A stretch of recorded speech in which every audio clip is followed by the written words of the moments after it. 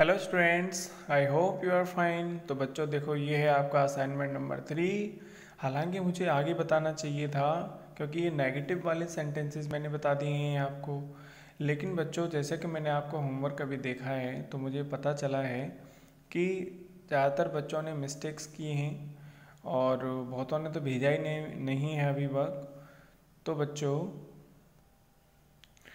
ठीक है, इसीलिए मैंने क्या किया है, इसका मैं रिवीजन करा रहा हूँ। A2 में जो मैंने कराए थे, होमवर्क दिया था, उन्हीं क्वेश्चंस को मैं आपको यहाँ पे करके दिखा रहा हूँ।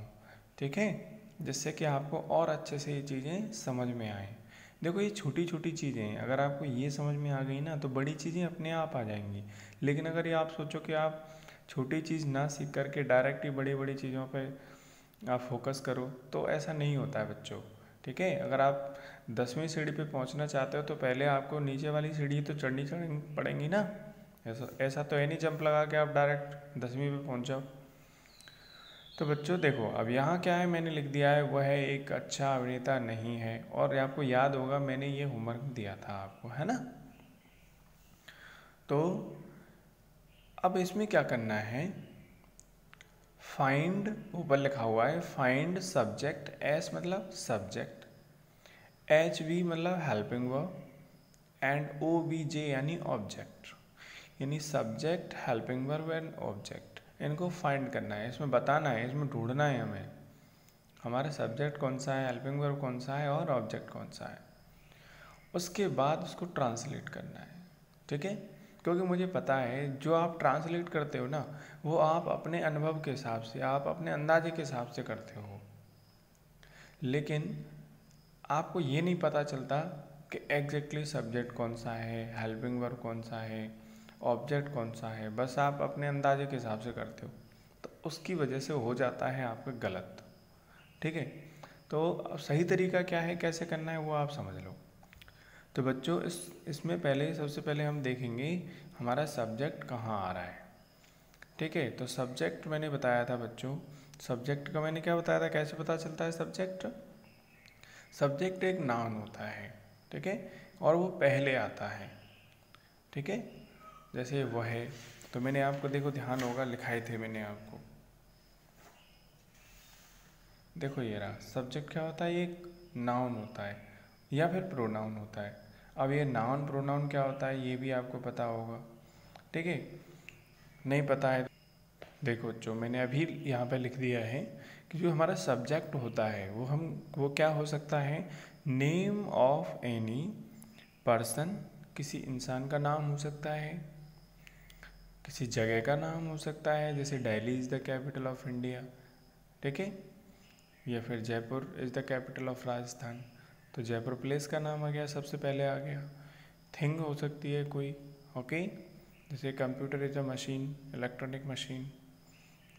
और एनिमल हो सकता है, ठीक है, the dog is barking, the dog is barking, dog मतलब कुत्ता, यानी सबसे पहले आ गया ना, एनिमल हो गया।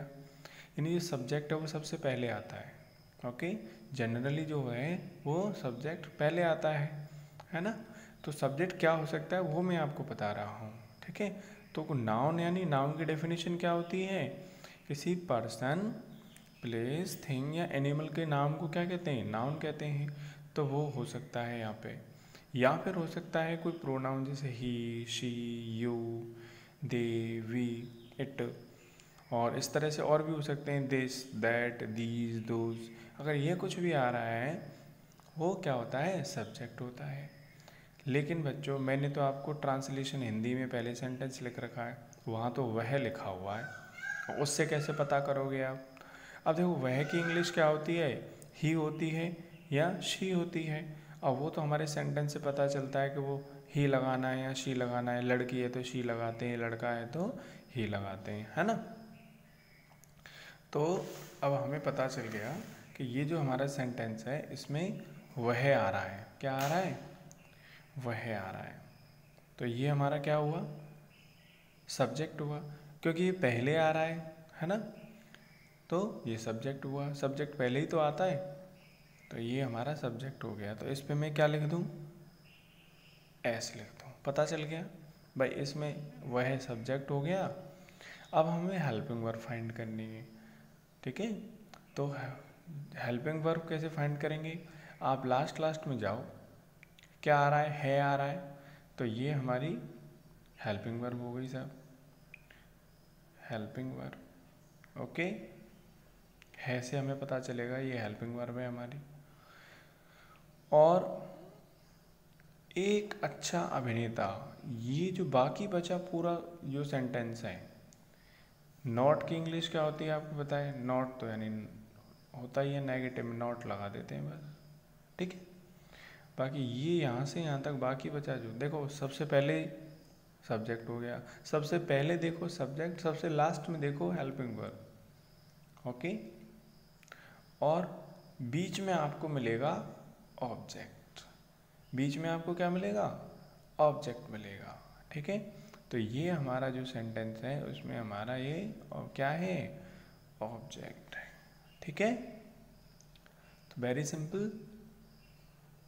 अब जब हम इसको ट्रांसलेट करेंगे बच्चों, देखो हमने ये बहुत आसानी से फाइंड कर लिया है, और भी मैं एग्जांपल्स लूँगा जिसमें हम फाइंड करेंगे कि सब्जेक्ट कहाँ है, हेल्पिंग वर्ब कहाँ है, ऑब्जेक्ट कहाँ है। इतना होने के बाद ना चुटकियों में हमारा सेंटेंस ट्रांसलेट हो जाता है। क्योंकि अब इंग्लिश में रूल क्या होता है, अब इसको जैसे subject, object, not, helping verb, ये तो हमें पता चल गया।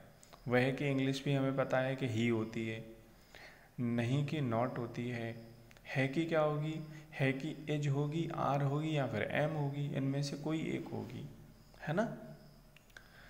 क्योंकि हेल्पिंग वर्ब हमारी एज आर एम में से ही कोई यूज़ करेंगे, लेकिन यहाँ वह आ रहा है तो वह क्या है, ये सिंगुलर है तो इसके साथ क्या आता है, एज आता है, तो सीधी सी बात है यहाँ पे एज लगाएंगे। एक अच्छा अभिनेता, इसको एक अच्छा अभिनेता मतलब ए गुड एक्टर, एक यानी ए, अच्छा यानी गुड, अभिनेता यानी एक्टर, ए गुड एक्टर, ठीक है। तो आपको ही, अब आप क्या करते हो, जैसे इसमें सेंटेंस दे रखा है वैसे ही ट्रांसलेट कर देते हो हिंदी में। आपको ध्यान रखना होगा इन इंग्लिश जब भी हम इंग्लिश में ट्रांसलेट करते हैं तो सबसे पहले हमारा सब्जेक्ट आता है, उसके बाद हमारा हेल्पिंग वर्ब आता है, और उसके बाद हमारा ऑब्जेक्ट आता है, ठीक है, ओके। और जो हिंदी हमारा होता है, इन हिंदी अगर हम हिंदी की बात करें तो हिंदी में सबसे पहले सब्जेक्ट होता है। तो आप कह रहे होंगे सर वो तो इंग्लिश में भी होता है, इंग्लिश और हिंदी दोनों में सब्जेक्ट पहले आता है। कोई बात नहीं, बिल्कुल सही कह रहे हो बच्चों, आप सही सोच रहे हो, दोनों में पहले ही आता है। लेकिन जो हेल्पिंग वर्ब और ऑब्जेक्ट, इन दोनों का ऑर्डर चेंज हो जाता है हिंदी में, ठीक है। आप देख रहे हो सब्जेक्ट पहले आ रहा है फिर ऑब्जेक्ट आ रहा है, ऑब्जेक्ट, जबकि इंग्लिश में ऑब्जेक्ट पीछे आता है। जब इसको हम ट्रांसलेट करेंगे, अभी लिखेंगे, और फिर हेल्पिंग वर्ब आता है, ठीक है। अगर नॉट लग रहा है तो बीच में यहाँ पे नॉट लगा देते हैं। जैसे अब अभी यहाँ मैंने जो लिया हुआ है नॉट का है एग्जाम्पल मैंने, ठीक है। चलो नॉट को कहाँ लगाना है वो बता दूंगा मैं। अभी बेसिक स्ट्रक्चर देखो आप, सब्जेक्ट प्लस ऑब्जेक्ट और फिर क्या आ रहा है हमारा, एच वी।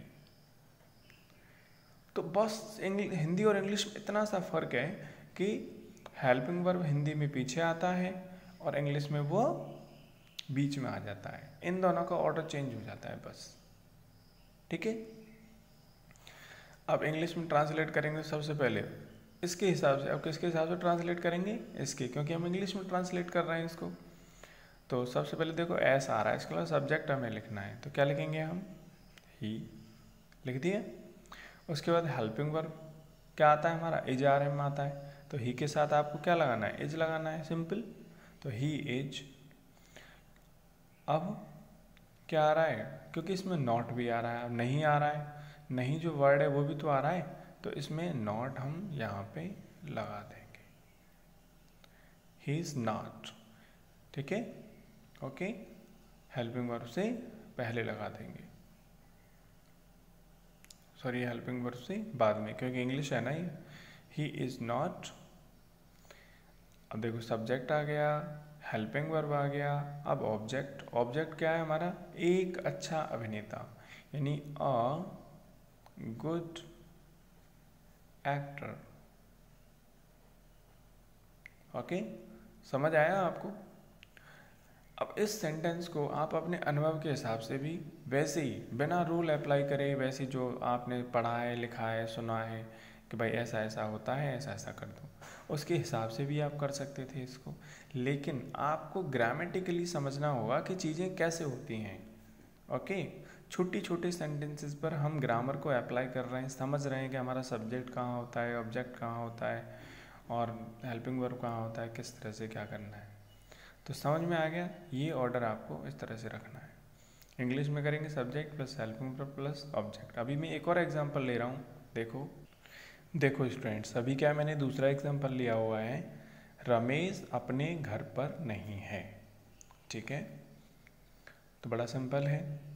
थोड़ा सा इसमें मैंने अपने आ गया है, घर पर आ गया है यहाँ पे। ठीक है, तो ये चीज़ें और ऐड हो गई हैं इसमें। तो देखो बच्चों, तो सबसे पहले हम क्या फाइंड करते हैं? सब्जेक्ट फाइंड करते हैं। हमारा सब्जेक्ट कहाँ है? देखो ये वाला रमेश आ रहा है। किसी सब्जेक्ट क्या होता था? किसी नाउन, नाउन या प्रोनाउन होता है, नाम आ रहा है तो सब्जेक्ट है ये हमारा सब्जेक्ट हो गया। लास्ट लास्ट में जाओ, है, ये क्या है हमारा? Helping verb. इससे हमारा हेल्पिंग वर्ब पता चल जाएगा हमें।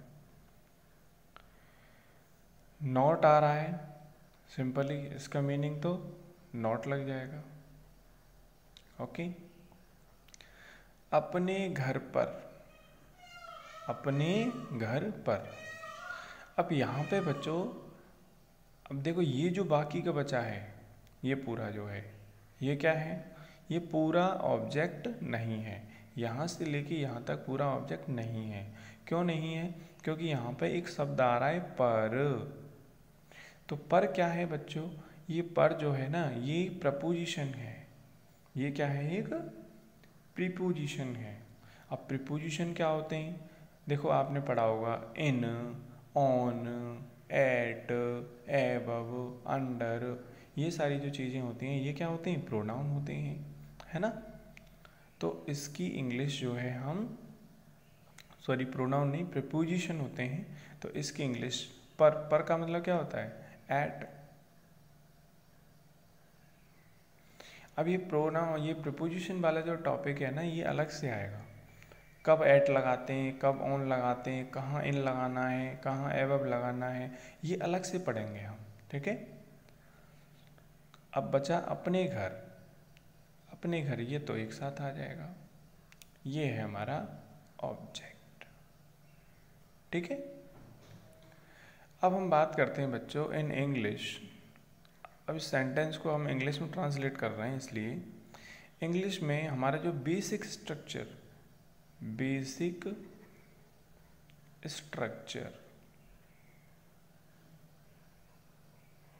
ऑफ अ सेंटेंस का बेसिक स्ट्रक्चर क्या होता है हमारा? सबसे पहले हमारा सब्जेक्ट आता है, उसके बाद हमारा हेल्पिंग वर्ब आता है, और उसके बाद हमारा ऑब्जेक्ट आता है। मोटा मोटा यही होता है। ठीक है, अब देखो सब्जेक्ट आ रहा है, हेल्पिंग वर्ब आपको पता ही है, ऑब्जेक्ट यहाँ पे आ रहा है। अब यहाँ पे दो चीज़ें एक्स्ट्रा आ रही हैं, एक तो एट आ रहा है और नॉट आ रहा है। अब आप क्या इनको ध्यान से रख दो अपनी सही जगह पर कहाँ लगाना है।